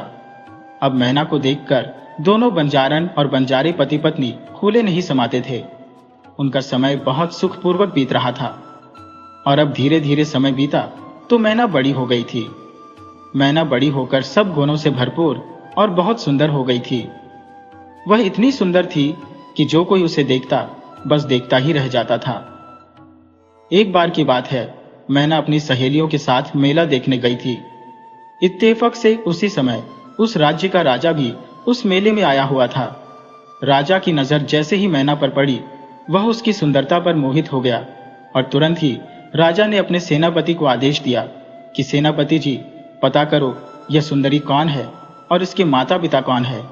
तब सेनापति ने फौरन उस लड़की मैना के बारे में सारी जानकारी जुटाकर राजा को बताई। अगले ही दिन राजा ने बंजारे को उसके पास उसकी बेटी मैना से विवाह करने का प्रस्ताव भेजा। बंजारा अपनी बेटी मैना का विवाह राजा से करने को तैयार हो गया। भला कौन नहीं चाहेगा कि उसकी बेटी रानी बने। अब बंजारे की खुशी का कोई ठिकाना नहीं था। वह दौड़कर अपनी पत्नी के पास गया और कहने लगा, अरे भाग्यवान, हमारी बेटी मैना के तो भाग खुल गए। राजा हमारी बेटी से विवाह करना चाहता है। यह सुनकर बंजारे की पत्नी बंजारन भी खुशी से झूमने लगी। दोनों पति पत्नी बहुत खुश थे और खुशी खुशी उन्होंने मैना का विवाह उस नगर के राजा से करा दिया। राजा की पहले से एक रानी थी और अब मैना राजा की दूसरी रानी बनकर महल में आ गई थी। महल में आते ही रानी मैना का खूब जोर शोर से स्वागत किया गया। पूरे महल में मैना की सुंदरता की चर्चा होने लगी थी। महल में हर तरफ यही चर्चा थी कि छोटी रानी मैना तो बड़ी रानी से बहुत सुंदर है। ये सब सुनकर बड़ी रानी मैना से जल भुन गई थी। अब तो राजा हमेशा मैना के आगे पीछे ही घूमता रहता था। कोई भी काम हो, अब राजा हमेशा मैना से ही सलाह लिया करता था। ये सब देखकर राजा की बड़ी रानी छोटी रानी मैना से और भी ईर्ष्या करने लगी थी। अब वह मैना को महल से हमेशा के लिए भगा देना चाहती थी। ये सोचकर एक दिन बड़ी रानी ने मैना से पूछा और कहने लगी, मैना, तुम तो हमारी तरह इंसान के पेट से नहीं आई हो। तुम तो किसी जादू की तरह अंडे से बाहर आई हो। तुम्हारी जान किसमें है? मैना ने बड़ी रानी से कहा, दीदी, जैसे सभी इंसानों की जान उसके दिल में होती है, उसी तरह से मेरी जान भी मेरे हृदय में ही है। तब बड़ी रानी ने कहा, देखो मैना, मैं तो तुम्हारी बड़ी बहन जैसी हूँ। मुझे यह जानने की बड़ी इच्छा हो रही है कि तुम्हारी जान किसमें है। देखो मैना, अब तुम रानी बन गई हो और राज परिवार के लोगों पर हमेशा जान का खतरा बना रहता है। इसलिए मैना, मैं जानना चाहती हूँ तुम्हारी जान किसमें है, ताकि तुम्हारी जान को खतरा होने पर मैं तुम्हारी रक्षा कर सकूं। मैना बड़ी ही भोली भाली थी। वह बड़ी रानी की चाल को नहीं समझ पाई और बड़ी रानी को मैना ने अपनी सारी बातें बता दी। मैना ने बड़ी रानी को बताया कि दीदी, मेरे मायके के आंगन में एक कुआं है। उस कुएं में एक लकड़ी का बक्सा है। उस लकड़ी के बक्से में एक छोटी सी डिबिया है। उस डिबिया में मोतियों की चमकती हुई एक माला है और उसी माला में मेरी जान है। सारी बातें जानकर बड़ी रानी ने मैना से कहा, मैना, फिर तो तुम्हारी जान बहुत सुरक्षित जगह पर है, लेकिन सावधान रहना। हम रानियों के तो अनेकों दुश्मन होते हैं और हमेशा जान का खतरा बना रहता है। ये कहकर बड़ी रानी वहां से अपने कमरे में चली गई।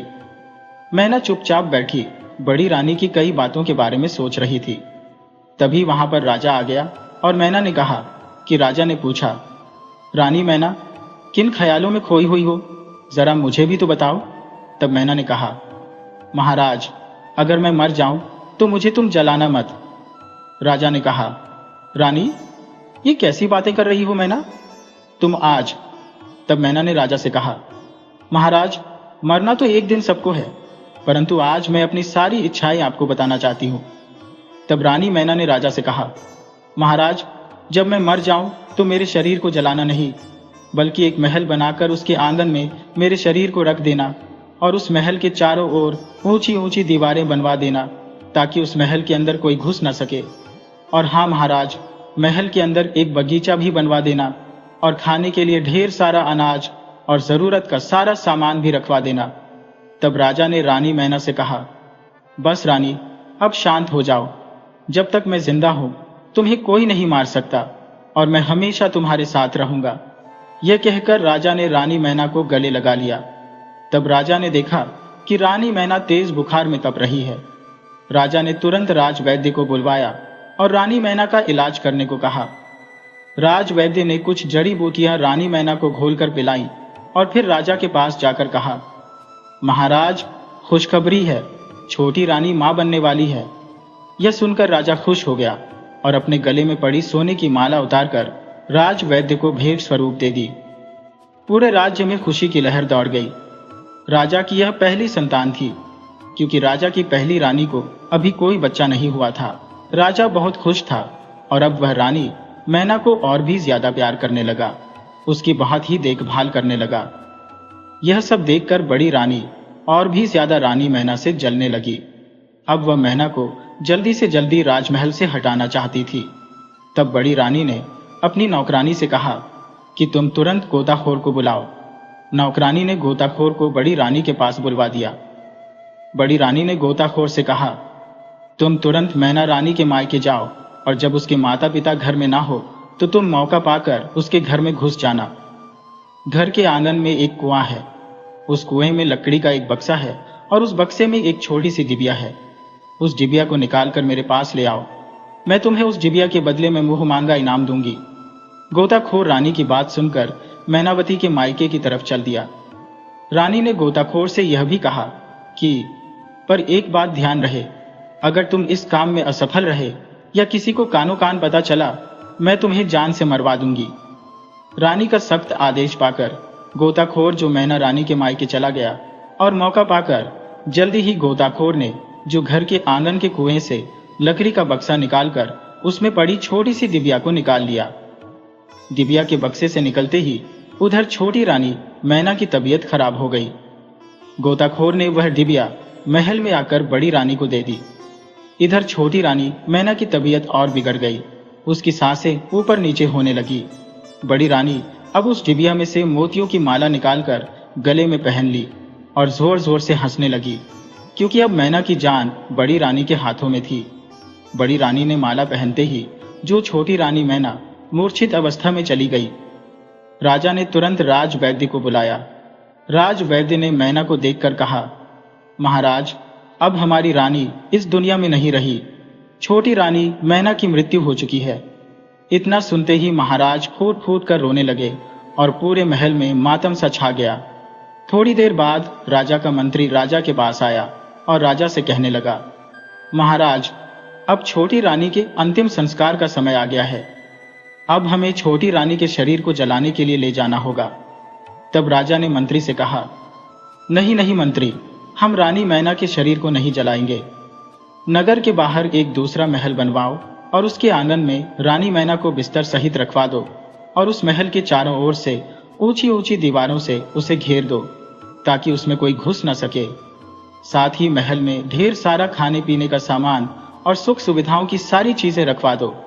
यही हमारी छोटी रानी, दिल से प्यारी रानी की अंतिम इच्छा थी।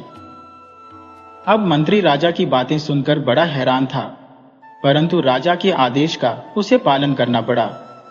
अब नगर के बाहर मैना रानी का बड़ा सा महल बनवाया गया और उसे ऊंची ऊंची दीवारों से घेर दिया गया। अब उस महल के आंगन में मैना को बिस्तर सहित लिटा दिया गया। साथ ही ढेर सारा खाने पीने का सामान और सुख सुविधा की चीजों को महल में रखवा दिया गया। रानी मैना की मृत्यु पर बड़ी रानी बहुत खुश हो गई और राजा रानी मैना की मृत्यु से बहुत दुखी था। उसका अब किसी काम में मन नहीं लग रहा था। वह हमेशा छोटी रानी की यादों में खोया रहता। एक दिन राजा ने सोचा कि मैना ने आखिर अपने शरीर का अंतिम संस्कार करने से क्यों मना करवा दिया था। क्या वह फिर से जिंदा होकर लौट आएगी? परंतु राजा ने अपने दिल को समझा लिया कि मरे हुए लोग कभी वापस नहीं आते हैं। अब छोटी रानी मैना की याद में मैना के महल के चारों ओर रोज चक्कर लगाया करता था। एक दिन राजा ने उस महल के अंदर से एक बच्चे के रोने की आवाज सुनी। ये आवाज सुनकर राजा हैरान था कि महल के अंदर बच्चा कहां से आ गया। बच्चे को देखने के लिए राजा महल के अंदर घुस गया। तब राजा ने देखा रानी मैना का मृत शरीर आंगन में बिस्तर पर पड़ा हुआ है और उसकी बगल में एक छोटा सा बच्चा रो रहा है।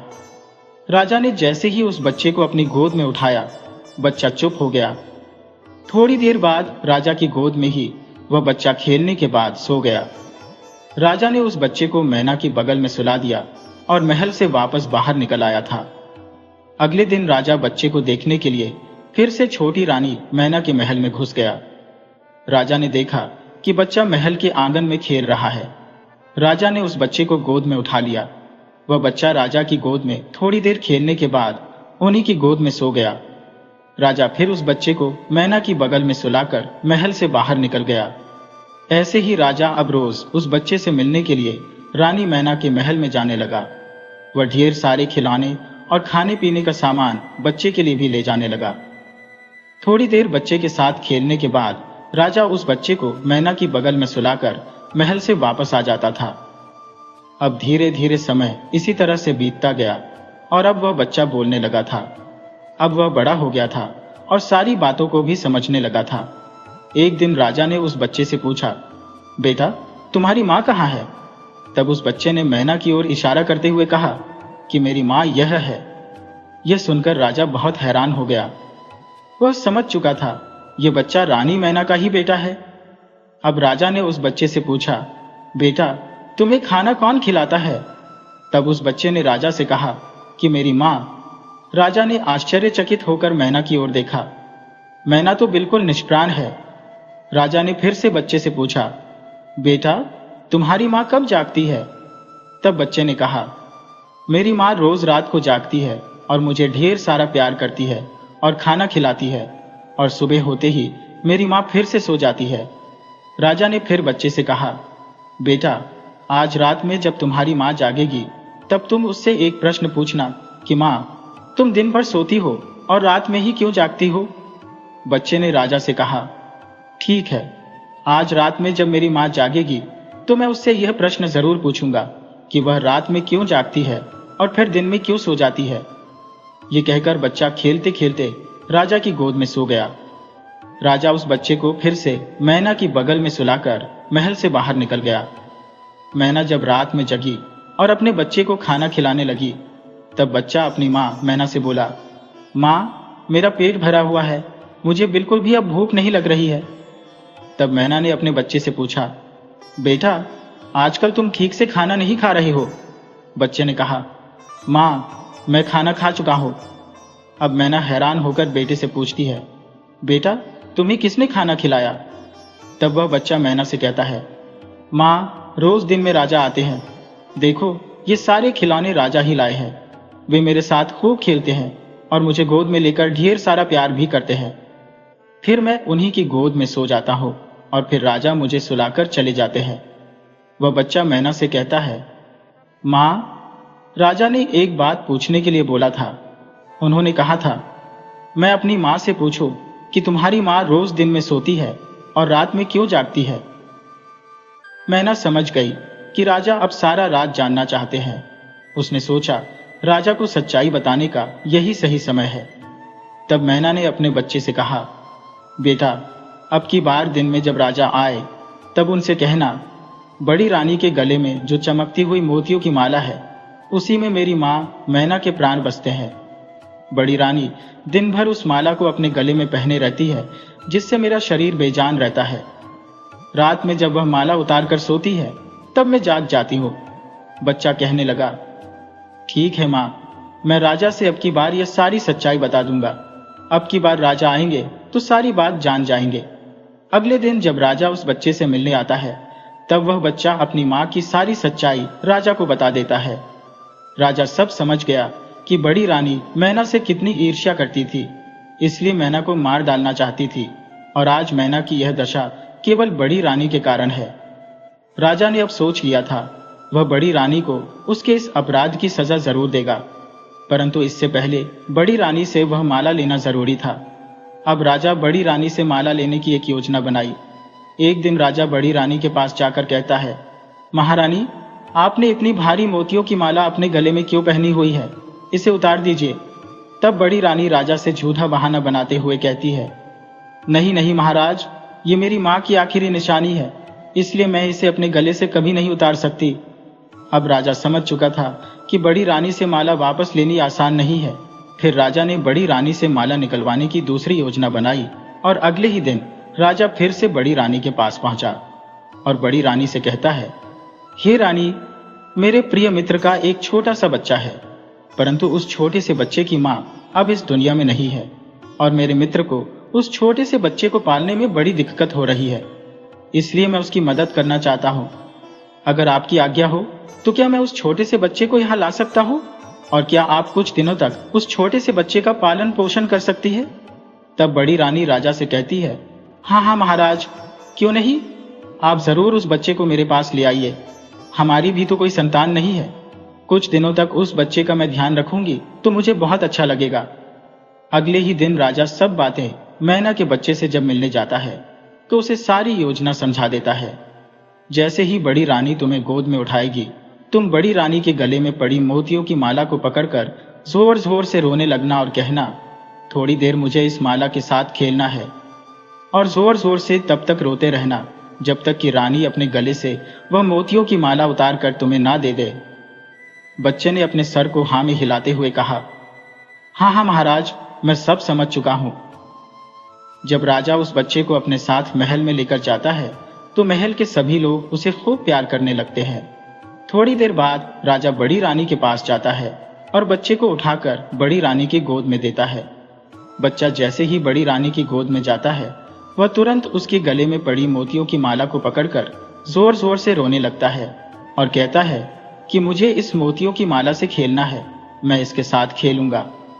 तब बड़ी रानी कहती है, नहीं नहीं बच्चे, यह खेलने की चीज नहीं है, मैं तुम्हें दूसरे खिलौने लाकर दे दूंगी।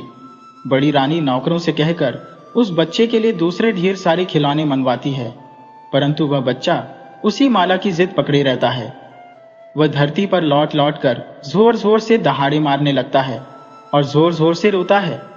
तब राजमहल के सभी लोग वहां पर इकट्ठे हो जाते हैं और सभी उस बच्चे को बहलाने और चुप कराने में लगे हुए थे, परंतु बच्चा माला की रट लगाए हुए रोता ही जा रहा था। ऐसा लग रहा था मानो माला नहीं मिली तो रोते रोते बच्चा अपनी जान ना गंवा दे। तभी योजना के अनुसार राजा वहां पर आ जाता है और रानी से कहने लगता है, महारानी, आप क्यों बच्चे जैसी हरकत कर रही हो? देख नहीं रही हो आप बच्चा कितना रो रहा है? आप इस राज्य की महारानी है और एक मामूली सी मोतियों की माला के लिए आप भी बच्चों की तरह जिद कर रही हैं? सोचिए महारानी, अगर इस बच्चे को कुछ हो जाता है तो लोग क्या कहेंगे? राज्य में आपकी क्या इज्जत रह जाएगी? अब राजा की बात सुनकर बड़ी रानी सोच में पड़ जाती है कि सच में अगर बच्चे को कुछ हो गया तो राज्य में उसकी प्रतिष्ठा चली जाएगी। रानी ने सोचा कि थोड़ी देर के लिए यह माला बच्चे को खेलने के लिए दे देती हूँ। जब बच्चे का दिल इस माला से भर जाएगा तब मैं तुरंत ही इस माला को ले लूंगी। बड़ी रानी मोतियों की माला अपने गले से निकालकर उस बच्चे को दे देती है। वह बच्चा मोतियों की माला हाथ में लेकर आंगन में घूम घूम कर खेलने लगता है। थोड़ी देर मोतियों की माला से खेलने के बाद उस बच्चे ने चुपके से उस माला को लाकर महाराज को दे दिया। राजा के हाथ में वह माला आ जाती है तो राजा तुरंत उस मोतियों की माला को लेकर रानी मैना के महल में आ जाता है और उस माला को रानी मैना के गले में डाल देता है। वह माला पहनते ही मैना रानी जाग जाती है। राजा तुरंत मैना को अपने गले से लगा लेता है। मैना राजा को सारी बात बताती है और कहती है, महाराज, वह छोटा सा बच्चा आपका ही बेटा है। राजा मैना से कहता है, मैं सारा सच जान चुका हूं रानी। बड़ी रानी ने तुम्हारे साथ बहुत गलत किया है और उसको उसके किए की सजा जरूर मिलेगी। तुम अभी कुछ दिनों तक इसी महल में रहो। समय आने पर मैं तुम्हें राजमहल वापस ले जाऊंगा। राजा वह बच्चा भी महल से लाकर रानी मैना को दे देता है और अपने राजमहल वापस लौट जाता है। बड़ी रानी जब राजा को राजमहल आते देखती है तो राजा से कहती है, महाराज, आपने उस छोटे से बच्चे को देखा है जो मेरी मोतियों की माला लेकर खेल रहा था? अभी तो यही खेल रहा था, न जाने अब कहां चला गया है। परंतु इतनी देर से आप कहां गए थे? मैंने सोचा वह बच्चा भी महाराज आपके साथ ही होगा। अब वह बच्चा भी आपके साथ भी नहीं है तो न जाने वह कहां चला गया है। राजा रानी से कहता है कि रानी, हमारे ऊपर दुश्मनों का हमला होने वाला है और आपकी जान को खतरा है। ये सुनकर रानी डर जाती है और राजा से कहती है, महाराज, मुझे बचा लीजिए, मुझे दुश्मनों से मेरी रक्षा कीजिए महाराज। राजा कहता है, महारानी, मैंने आपको छुपाकर रखने के लिए एक तहखाना तैयार करवाया है और उसमें आपकी सुख सुविधा की सारी चीजें रखवा दी है। आप कुछ दिनों तक उसी तहखाने में छुप कर रहिए। बड़ी रानी कहती है, हाँ हाँ महाराज, आप सही कह रहे हैं। आप जब तक कहेंगे मैं उसी तहखाने में रहूंगी। राजा बड़ी रानी को तहखाने में ले जाकर बंद कर देता है और बड़ी रानी को सारी सच्चाई बता देता है और कहता है, तुमने रानी मैना के साथ जो किया तुम्हें उसकी सजा मिली है। अब जब तक तुम जीवित रहोगी इसी तहखाने में रहोगी। बड़ी रानी खूब रोने लगती है और राजा से क्षमा मांगने लगती है और कहती है अब वह फिर कभी ऐसा काम नहीं करेगी। परंतु राजा उसकी एक नहीं सुनता और वहां से चला जाता है। अब फिर राजा जो है छोटी रानी मैनावती के महल में जाता है और रानी मैना और अपने बेटे को रथ पर बिठाकर गाजे बाजे के साथ राजमहल वापस आता है। राजमहल में रानी मैना और उसके बच्चे का खूब स्वागत किया गया। अब राजा रानी मैना को महारानी की उपाधि प्रदान करता है। अब राजा और रानी मैना खुशी खुशी अपने बच्चे के साथ राजमहल में रहने लगे थे और बड़ी रानी को उसके किए की सजा मिल गई थी। दोस्तों, ये कहानी हमें सिखाती है कि लालच और जलन आखिर में इंसान को कहां ले जाती है और ईमानदारी और प्यार की हमेशा जीत होती है। अपने अच्छे कर्मों से आप मुश्किलों से निकल सकते हैं। अगर आपको यह कहानी पसंद आई हो तो कृपया हमारे चैनल को सब्सक्राइब करें, वीडियो को लाइक करें और शेयर करें।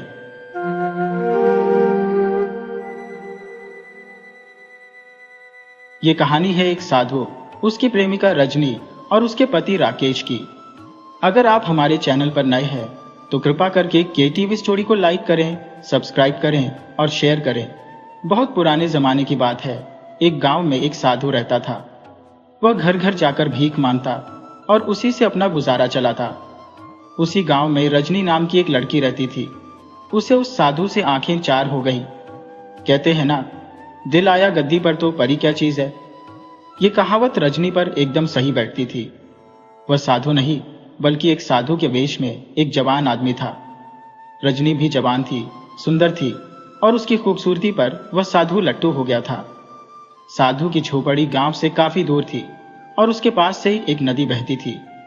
रजनी हर रोज देर रात में जब पूरा गांव सो जाता तब चुपचाप उठकर उस साधु की झोपड़ी में जाती और कई घंटे उसके साथ बिताकर अपने घर लौट आती थी।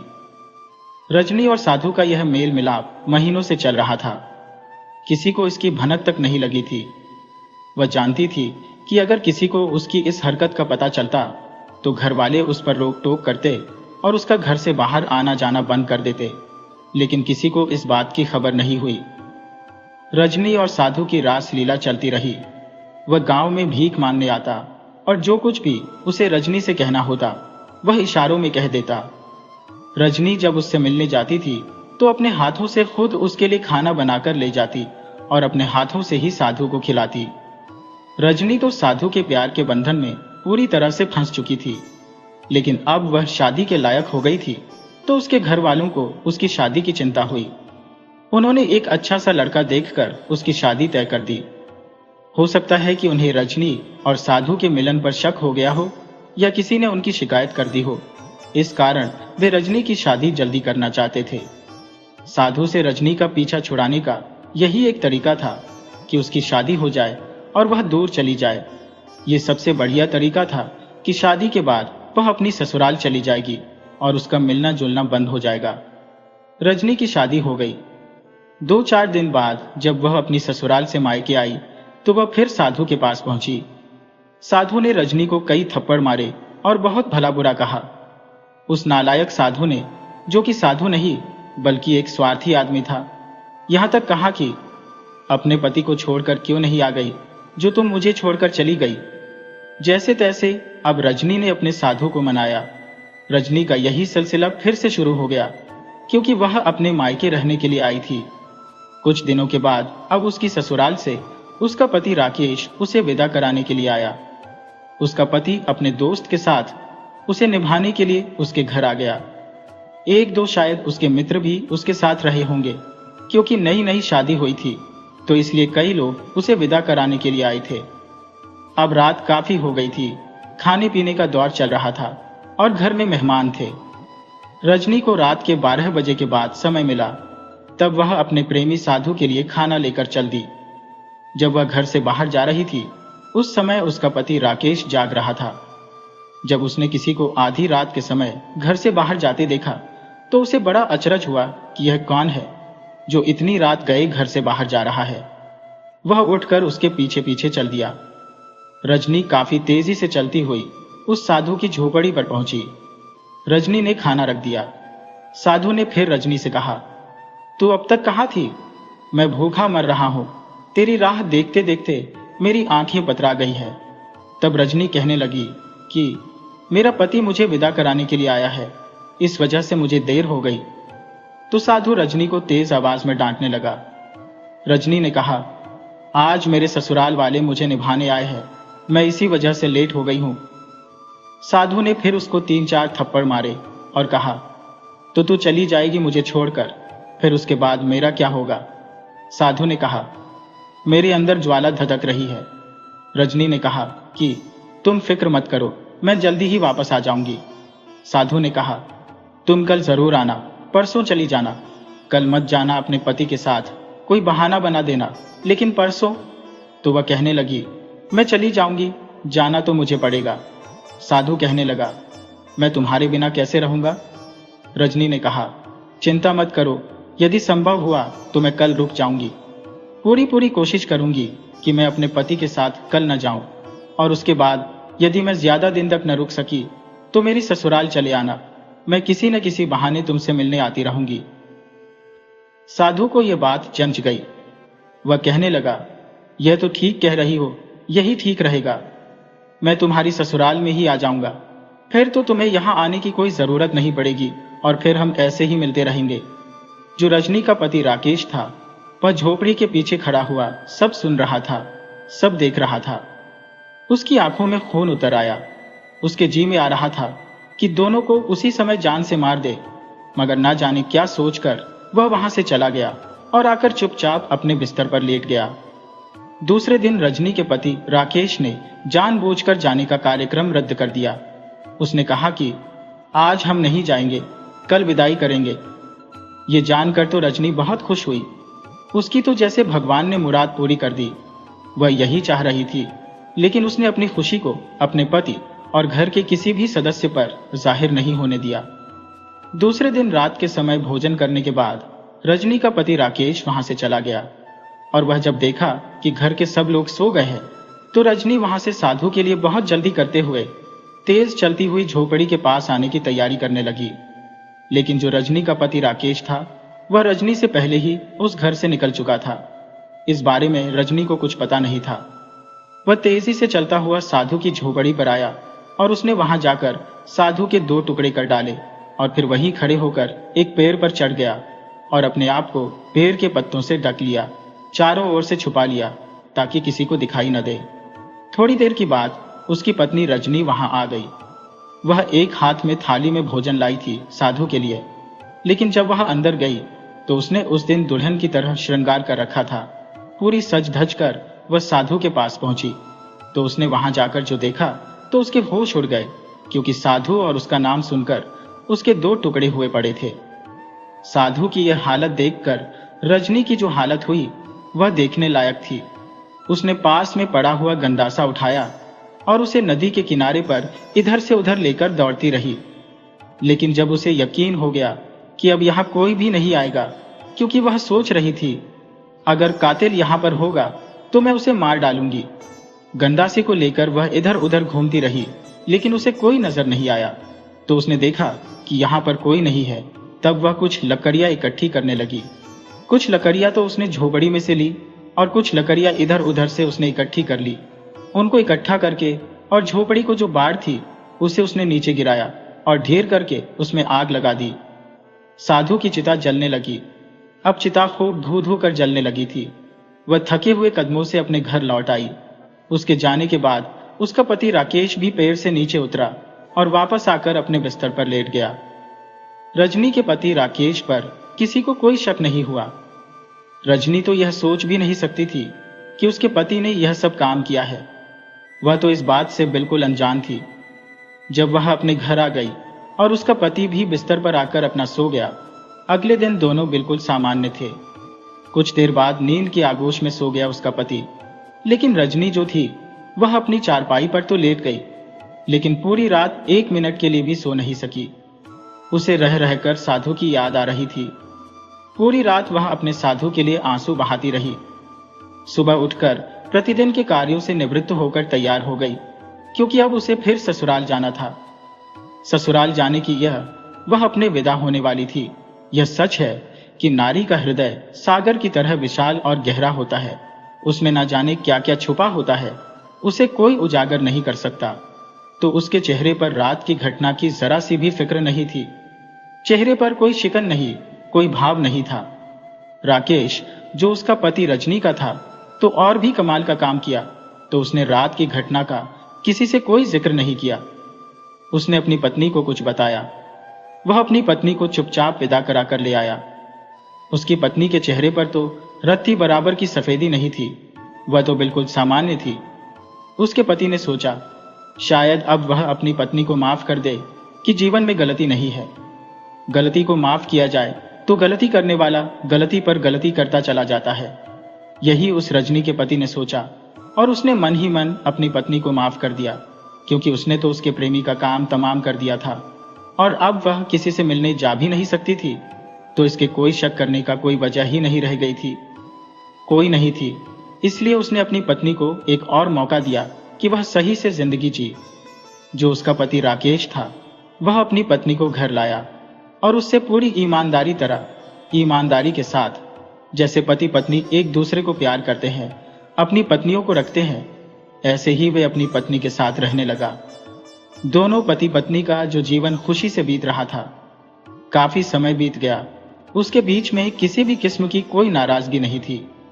वे दोनों अपनी अपनी जो गृहस्थी सही से निभा रहे थे और दोनों पति पत्नी प्यार से रहते थे, जैसे पति पत्नी रहते हैं, अपने घर की गृहस्थी चलाते हैं, वैसे ही दोनों चला रहे थे। काफी दिन बीत गए, बहुत दिन बीत गए, मगर एक दिन रात में जो रजनी का पति राकेश और रजनी दोनों बाहर बैठे हुए थे। रजनी का पति भोजन कर रहा था। रजनी के पति ने रजनी से कहा, भोजन करते हुए कहा कि रजनी जरा 1 गिलास पानी ले आना, अंदर अंधेरा था। रजनी कहने लगी, अंदर कैसे जाऊं, डर लगता है। उसकी बात सुनकर उसके पति को हंसी आ गई। वह कहने लगा, क्या बात है रजनी? रजनी ने कहा। तुम हंस क्यों रहे हो? तो वह उसका पति कहने लगा, हंसी तो मुझे इस बात पर आ रही है कि तुमने जो कहा कि अंदर मुझे एक गिलास पानी लाते हुए डर लग रहा है, उस समय तो तुम्हें डर नहीं लगा जब तुम आधी रात को अपने साधु प्रेमी की लाश के लिए नदी के किनारे लकड़ियां इकट्ठी कर रही थी, इधर उधर से लकड़ियां चुन रही थी। न जाने कैसे अचानक ये बात उसके दिल में आ गई और उसके मुंह पर आ गई। उसने ना चाहते हुए भी उसके मुंह से बात निकल गई कि अपने प्रेमी के लिए तो तुम्हें डर नहीं लगा जो तुमने अपने प्रेमी के टुकड़े उठाकर उनको जो आग में जलाया था। पर न बरसों गुजर गए थे, कभी इस बात का जिक्र तक नहीं किया था। तो उससे कभी यह भी नहीं पूछा था कि उसने कभी किसी से प्यार किया है या नहीं। उसका पति कभी भी कुछ नहीं पूछता था, लेकिन होनी को कुछ और ही मंजूर था, इसलिए उसके पति के मुंह से यह बात निकल गई। अपने पति के मुंह से यह बात सुनते ही रजनी की आंखें लाल हो गईं, बिल्कुल आंखों से आग धधक उठी। वह थोड़ी दूरी पर एक गंडासा रखा था। उसने बहुत जल्दी से गंडासा उठाया और पूरी शक्ति से अपने पति पर वार कर दिया। उसका पति सहम गया, वह चारपाई से कूदकर खड़ा हो गया। रजनी ने इतनी जोर से गंडासे का वार किया था कि चारपाई की पार्टी भी कट गई। उसने अपने पति पर कई वार किए। उसके पति को अपनी भूल का एहसास हो गया। वह सोच रहा था कि उसने यह सब कहकर बहुत बड़ी भूल कर दी, मगर अब क्या हो सकता है? तीर कमान से निकल चुका था। उसने बार बार उससे कहा, जी कहां रजनी, होश में आओ, गुस्सा थूक दो, क्योंकि इसमें और कोई भी तुम्हारा भला नहीं होगा। तुम्हें परेशान करना है, बेइज्जती करने का मेरा कोई इरादा नहीं था। तुम खुद सोचो, कितने साल हमारी शादी को हो गए हैं, आज तक मैंने इस विषय में तुमसे कोई जिक्र तक नहीं किया। मैं आज भी इस बारे में कुछ नहीं कह पाता, पर पता नहीं मेरे मुंह से यह बात कैसे निकल गई। मुझे खुद नहीं पता कि मेरे मुंह से यह बात क्यों निकल गई है। रजनी, मुझे माफ कर दो। लेकिन रजनी पर राकेश की बातों का कोई असर नहीं हुआ। वह बार बार वार करती जा रही थी। रजनी की आंखों में तो खून उतरा हुआ था। ऐसा ही गुस्सा और ऐसा ही खून उसकी आंखों में तब उतरा था जब उसने अपने प्रेमी साधु की लाश के 2 टुकड़े देखे थे। अब उसका पति ने आज जो वक्त के पहले कहते हैं कि राख में दबी हुई चिंगारी दबी हुई थी, उसको हवा दे डाली थी। उसी वजह से उसके हाथों में गंडासा आ गया और वही दृश्य फिर से जो उसकी आंखों के आगे आ गया। इसी बीच काफी समय गुजर गया। रजनी के पति राकेश को ऐसे लगने लगा कि रजनी उसे आज जिंदा नहीं छोड़ेगी। कई पलों बाद गंडासा उसे जरूर मार डालेगी, लेकिन कुछ देर बाद उसने गंडासा जो रजनी ने अपनी गर्दन में मार लिया। उसने अपनी गर्दन को धड़ से अलग कर दिया। वह मर गई। राकेश को अपने ऊपर बड़ा अफसोस हो रहा था। उसे बार बार अपनी गलती का एहसास हो रहा था कि जो होना था वह तो हो गया, उसका कोई इलाज तो नहीं था। एक तरह से यह भी कहा जा सकता है कि उसका घर बर्बाद हो गया, जिसका जिम्मेदार वह स्वयं था। बातों बातों में ही उसकी पत्नी का अंत हो गया। मेहरबानी ये हुई कि उसने उसकी पुलिस रिपोर्ट नहीं कराई, पुलिस में शिकायत नहीं की। यदि रिपोर्ट होती तो लाश का पोस्टमार्टम के लिए जाती और पुलिस के चक्कर लगाने पड़ते। राकेश ने बहुत जल्दी अपनी पत्नी रजनी की अर्थी तैयार कराई।